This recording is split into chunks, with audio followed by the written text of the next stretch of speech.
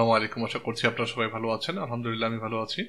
তো প্রথমে এখান থেকে সেটিংসে যাবেন, আপনার যে মোবাইল ফোনটা রয়েছে সেটিংসে যাবেন। সেটিংসে যাওয়ার পর যাবেন হচ্ছে কানেকশনসে, অর্থাৎ আপনাকে ফাইন্ড আউট করতে হবে কানেকশনটা কোথায় রয়েছে।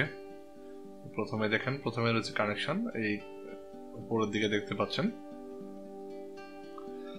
এই কানেকশনে টাচ করব, আমি টাচ করছি কানেকশনটায়, একটু জুম করে নিচ্ছি আপনাদের যাতে একটু দেখতে সুবিধা হয়। কানেকশনে যাবেন, কানেকশনে যাওয়ার পর আপনি এখান থেকে যাবেন হচ্ছে আপনার ওয়াইফাই, অর্থাৎ আপনার যে এসএসআইডিটা রয়েছে, যে ওয়াইফাই যে নামটা রয়েছে আপনার রাউটারে, সেই রাউটারের নামটায় আপনি যাবেন, যে রাউটারের যে ওয়াইফাই আন্ডারে আপনি কানেক্টেড রয়েছেন সেই নামটাকে আপনাকে খুঁজে বের করতে হবে। তো দেখেন এই যে উপরেটা রয়েছে ওয়াইফাই, Msquare আইটি হচ্ছে আমার ওয়াইফাই নেম, অর্থাৎ এসএসআইডি নেম হচ্ছে Msquare আইটি, আমার কানেক্টেড রয়েছে দেখতেই পাচ্ছেন। এখানে ডান দিকে একটা গিয়ার আইকন রয়েছে দেখতেই পাচ্ছেন এখানে। আশা করছি গিয়ার আইকনটা আমি টাচ করছি, এটাতে টাচ করবেন।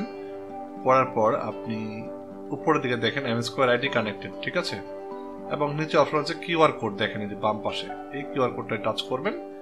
করার পর এটাকে প্রথম কাজ হচ্ছে আপনি একটা স্ক্রিনশট নিয়ে নেবেন। আমি স্ক্রিনশট নিয়ে নিচ্ছি। আপনি আপনার মোবাইলে যেভাবে স্ক্রিনশট নেয় ঠিক সেম ভাবে আপনি স্ক্রিনশটটা নেবেন। স্ক্রিনশট নিলাম, স্ক্রিনশট নেওয়া হয়ে গেল। আপনি চাইলে এখান থেকে এডিট করতে পারেন, বাট আমি আগে প্রথমে দেখিয়ে নিচ্ছি যে স্ক্রিনশটটা হয়েছে কিনা। আমি এখান থেকে গ্যালারিতে যাব,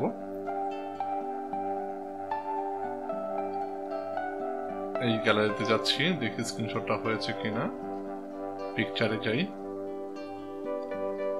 এই দেখেন আমার স্ক্রিনশট রয়েছে। এই যে স্ক্রিনশটটা একটু দেখাই আপনাদেরকে। তো আমি এখান থেকে এটাকে এডিট করে নিব। এডিটে ক্লিক করলাম, করার পর স্ক্রিনশটের এখানে কিউআর কোড যতটুকু রয়েছে, অ্যাকচুয়ালি এই কিউআর কোডটুকু আমি শুধুমাত্র ক্রপ করে নিব। এই যে উপরে দেখতে পাচ্ছেন Msquare আইডির আন্ডারে একটা কিউআর কোড রেডি হয়েছে, সেটাই আমি কিন্তু স্ক্রিনশট নিয়েছি। তো এই স্ক্রিনশটটাকে আমি একটু ক্রপ করে শুধুমাত্র স্ক্রিনশটের কিউআর কোড যতটুকু রয়েছে এই কিউআর কোডটুকু আমি সিলেক্ট করব কাস্টমাইজ করে।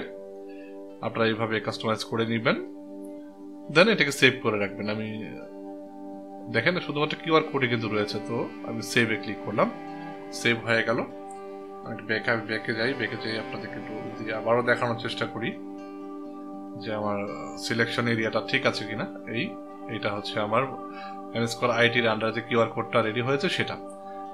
এর কাজ হচ্ছে, পরবর্তী কাজটা হচ্ছে আপনি গুগল ক্রোম ব্রাউজারটায় যাবেন। যে কোনো ব্রাউজার আপনি যেতে পারেন, আপনার মোবাইলে বিল্ট ইন যে ব্রাউজারটা রয়েছে সেটাতে আপনি যেতে পারেন। যাওয়ার পর আপনি এখানে লিখবেন zxing.org, ঠিক আছে, zxing.org লিখবেন। লেখার পর আমি টাইপ করছি zxing.org।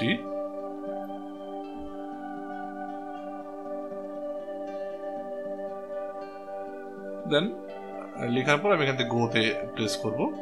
এই ওয়েবসাইটটা আমাকে যেতে হবে। যাওয়ার পর দেখেন এখানে একটা অ্যাটাচমেন্ট যাচ্ছে, চুজ এ ফাইল।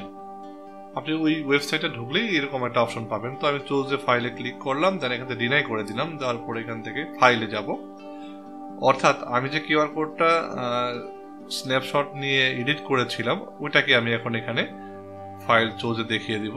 দেখেন দেখালাম, একটু ছোট করে দেখাই। দেখেন এই যে ফাইল নামটা দেখাচ্ছে, তার মানে ফাইল অ্যাটাচড রয়েছে এখানে, এটাতে অ্যাড হয়ে গিয়েছে। এরপর ডান দিকে যদি একটু স্ক্রল করেন দেখবেন একটা অপশন রয়েছে সাবমিট, সাবমিটে প্রেস করবেন। আমি সাবমিটে টাচ করলাম।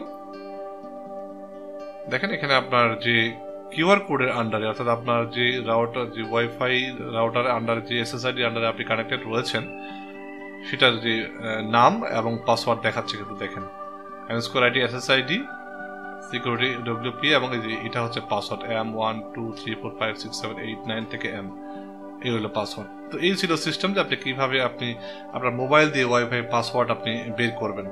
আশা করছি ভিডিওটা আপনাদেরকে ভালো লেগেছে বা উপকার এসেছে। যদি ভিডিওটা ভালো লাগে বা আপনার যদি এই কাজটা একটু উপকার হয়ে থাকে অবশ্যই এটা লাইক দিবেন, আর ভিডিওতে অবশ্যই কমেন্ট করবেন।